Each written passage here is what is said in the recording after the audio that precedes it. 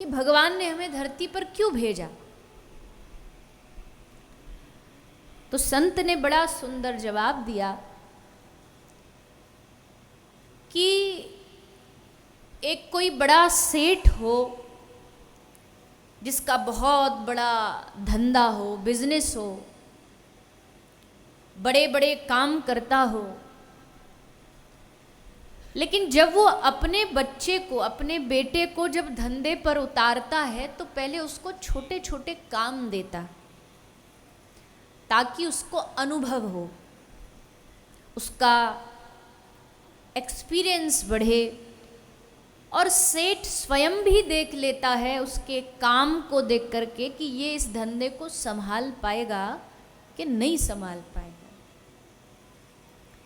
किसी सेठ की बड़ी फैक्ट्री हो और साथ में उसकी एक दुकान हो छोटी, तो पहले बेटे को दुकान पर धीरे धीरे बिठाना चालू करता है कि पहले तू दुकान संभाल। जब सेठ को लगेगा हाँ दुकान अच्छे से संभाल रहा है, तब इसके भरोसे अब फैक्ट्री को, धंधे को सौंपा जा सकता है। तो भगवान ने हमें इस दुनिया में भेजा, ये समझ लीजिए, अगर तुलना कर रहे हैं तो उस हिसाब से समझ लीजिए ये भगवान की दुकान है। तो भगवान ने हमें यहाँ पहले ये अनुभव करने के लिए भेजा कि संसार में ये अपने अस्तित्व को संभाल पाएगा कि नहीं। जैसा हम कल चर्चा कर रहे थे मानवता, तो मानवता को जिंदा रख पाएगा कि नहीं, इंसानियत को जीवित रख पाएगा कि नहीं। ये हमारा जो धरती पर जन्म हुआ है, ये भगवान के द्वारा किया जा रहा ट्रायल है हमारे ऊपर। और जब भगवान को लगेगा कि हाँ ये व्यक्ति, ये जीव, ये प्राणी संभालने में एकदम कामयाब हो गया, तब फैक्ट्री मतलब ठाकुर जी का निज धाम।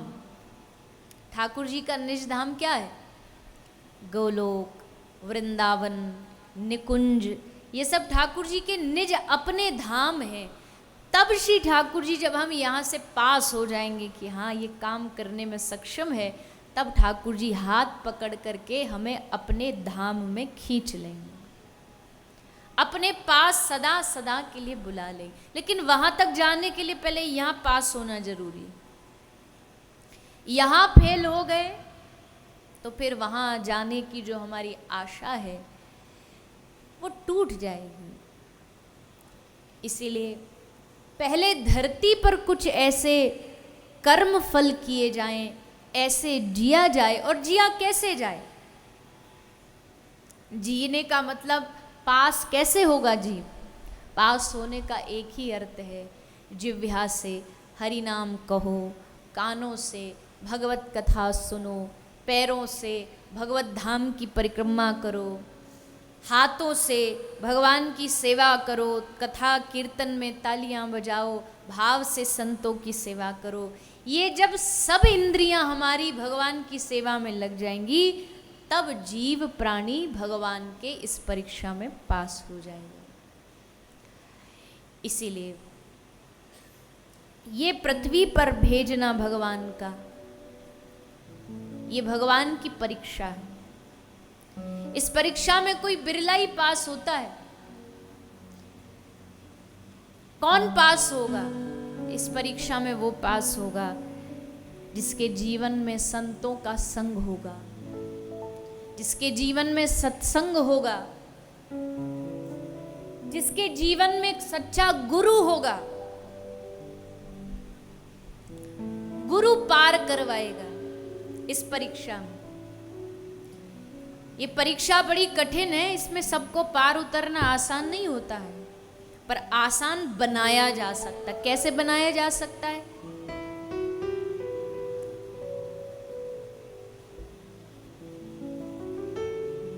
परतवाड़ा में कोई एक चींटी रहती है। उस चींटी को मन किया कि हम दिल्ली का लाल किला देखने जाएंगे।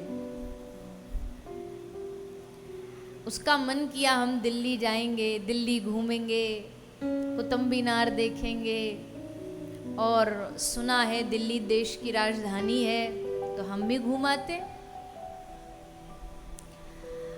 अब उस चींटी को दिल्ली जाना है, तो बताओ कैसे जाएगी?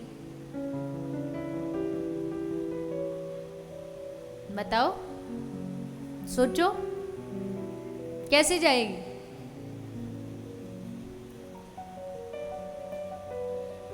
ट्रेन की टिकट लेगी कि चलो ट्रेन में बैठ कर के हम दिल्ली की यात्रा करते? फ्लाइट की टिकट लेगी? नहीं नहीं, हम तो चींटी सोचे नहीं, हम तो पैदल पैदल यात्रा करेंगे, हम तो पैदल पैदल जाएंगे, अपने 4 पैरों पे दिल्ली पहुंचेंगे। तो पहुंच पाएगी? बोलिए ना, हाँ या ना तो बोलिए। बेचारी हिम्मत करके कोशिश भी करे जाने की,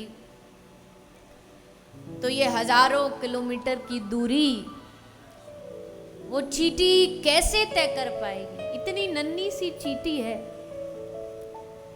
रास्ता में बचती बचाती जाएगी, कहीं पाम से दब जाएगी, कहीं हवा में उड़ जाएगी, कहीं पानी में गिर जाएगी। कितने जन्म लेने पड़ जाएंगे उसको दिल्ली तक पहुंचने के लिए। किंतु एक सरल रास्ता, और वो सरल रास्ता क्या है? वो सरल रास्ता है कि पहले से ही प्लान बना करके कोई परतवाड़ा से दिल्ली जा रहा हो, कुछ ना करे, बस उसके पाम पे चढ़े, पाम से उसके गोजा में पॉकेट में चढ़े और पॉकेट में छुप करके बैठ जाए। वो इंसान टिकट लेगा, पैसा खर्च करेगा, और पैसा खर्च करके हवाई जहाज में फिर फ्लाइट लेकर के दिल्ली पहुंचेगा, और वो चींटी बिना मेहनत किए, बिना पैसा खर्च किए, उसके जेब में, उसके पाँव पे चिपक के, उसके शरीर पे बैठी बैठी दिल्ली तक पहुंच जाएगी।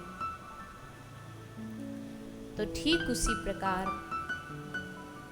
भगवान तक जाने की जो यात्रा है ना, बड़ी लंबी है।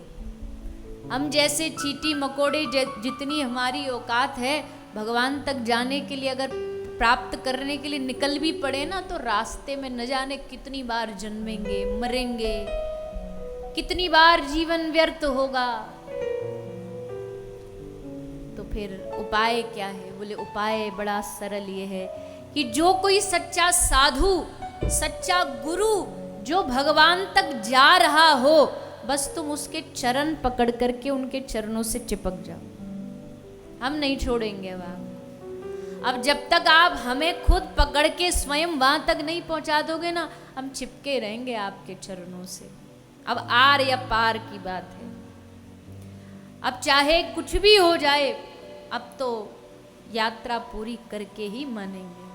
और उस गुरु की सुगमता से, सरलता से हम जैसे जीव भी भगवान तक पहुंच जाते हैं।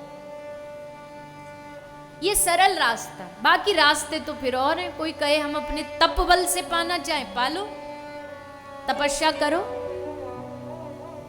आज के जमाने में है कोई जो तपस्या करके आया हो? 2-4 महीना छोड़ो, 2-4 दिन ही तपस्या कर ली हो। कलयुग में वो तपस्या बड़ी तपस्या नहीं, कलयुग में अपमान किसी ने सह लिया, यही सबसे बड़ा तप है। इससे बड़ा तप कोई नहीं है। कोई 2 गालियां दे रहा और हंस के वहां से चला जाए, ये सबसे बड़ा तप है। दान, पैसे का दान, रुपए का दान भगवान ने दिया, सामर्थ्य दिया तो खूब करो, पर सबसे बड़ा दान क्या है? किसी को प्रसन्नता का दान दे दिया। मैं तो कई बार ऐसे विनोद में कहती हूँ, हर आदमी को रोज रक्तदान करना चाहिए, रोज, डेली। है कोई यहाँ जो करता हो रोज रक्तदान? नहीं करते?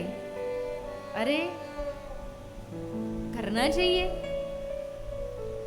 अब सोचोगे महाराज रोज रक्तदान करे तो हम तो हड्डी हड्डी हो जाएंगे।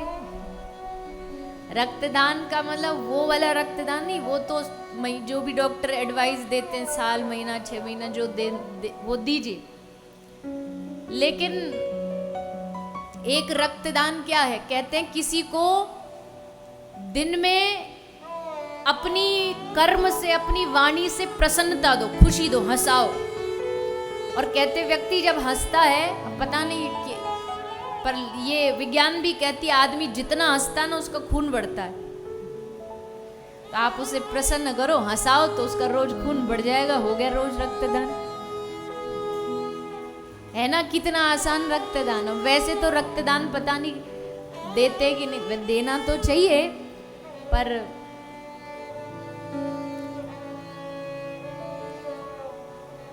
मैंने 2 बार कोशिश करी रक्तदान करने की। हर जन्मदिन पर जन्मदिन आता है तो कुछ कुछ कार्य करते हैं, तो उसमें रक्तदान शिविर लगाते हैं। और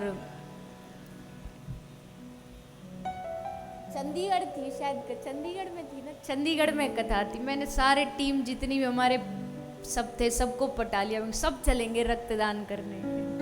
सब तैयार हो गए, बोले हाँ जब व्यास जी दे रहे हैं तो हमें तो देना ही पड़ेगा। सब लेट गए बेड पे, सब ने दे भी दिया। जब मेरी बारी आई, वो चेक किया डॉक्टर ने, तो जो हीमोग्लोबिन है वो कम पाया गया, तो बोला आप नहीं दे सकते। अब सबरे फंस गए मेरे चक्कर में, सब बेचारे देख कर के आए, बोले अब बेड पे लेट गए, उठ तो सकते नहीं, सुई लग चुकी है। तो भैया अब जिसका ठीक ठाक है उनको देना चाहिए।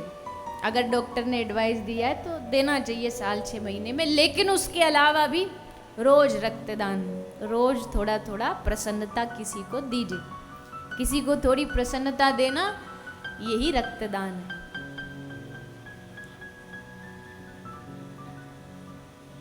तो भगवान हमें जो इस धरती पर भेजे हैं, ये हमारी परीक्षा है। इसमें अगर हम उत्तीर्ण हो गए, इसमें पास हो गए, तो भगवान फिर हमें अपने निज धाम बुलाएंगे। हमें प्रयास करना, हमें कोशिश करनी है